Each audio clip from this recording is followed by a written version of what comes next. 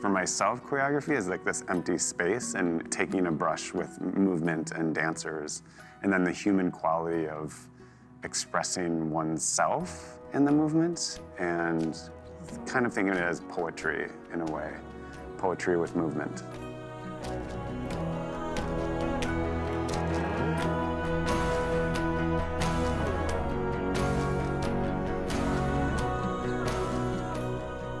It's like that classic Billy Elliot story. My sister was in dance class, and I was watching all of her classes and kept it pretty hidden for many years. But I was exposed to Hubbard Street Dance Company when I was 15 years old, and it finally gave me that sense of, oh, I can do this. I've always wanted to dance, and seeing other men on stage dancing just proved it, that I could do this and I could go for it. I started taking classes at the age of 16 and then went to the University of Minnesota getting a BFA in dance, and I've been dancing ever since.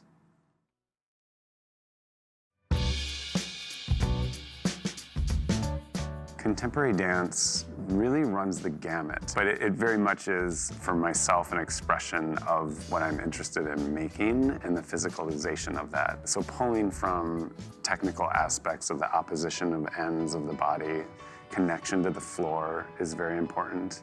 Pulling a lot from modern dance, ballet, and then mix it up with all different styles. There are many ways I enter into movement and creating movement. I like to generate material through working with the dancers and getting to play in the studio. So we'll do the directive word thing. Okay. And just, imagine and do what you want. Do what I want. You know what. No wrong answer. Okay. I sometimes am improvising in front of the dancers, or I say descriptive words, and each one of them creates their own phrase. They can interpret the words however they want. Sunshine, pelvis, hit.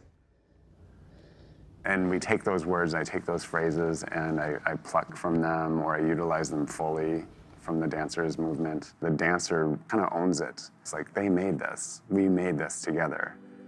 As a dancer, to be able to have that framework of another choreographer helping you kind of develop your own voice has been the way that has really helped me, even more so than making my own work.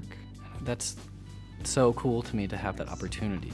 It's just like I'm developing my own artistic voice alongside this other person who's developing their artistic voice. I like it. I think I might like it with just the stop with the fist. Not the not end. the slide out.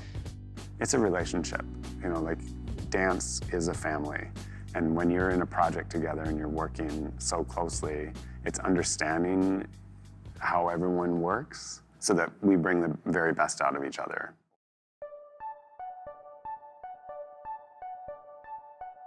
Candy Box for me is about having a platform for 3 featured artists. And my idea is to work with emerging, mid-career, and established artists and kind of exposing their audiences to each other. It really came out of wanting to connect with other dance artists.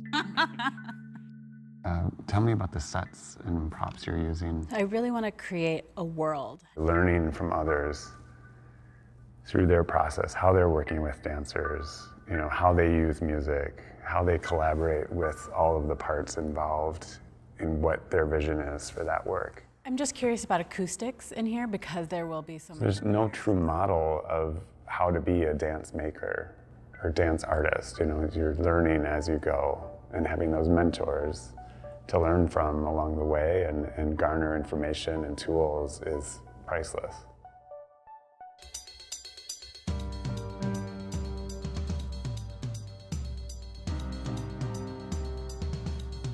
The Architect is a solo, full evening work, and it really is looking at the creative process of how things are made and kind of the self-doubt as the maker of what it takes to accomplish something, to actually make something.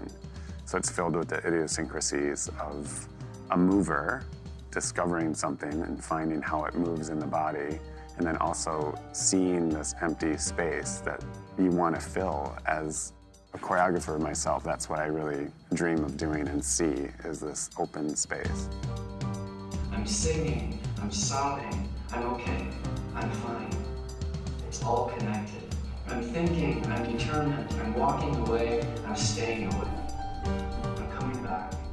Sitting down.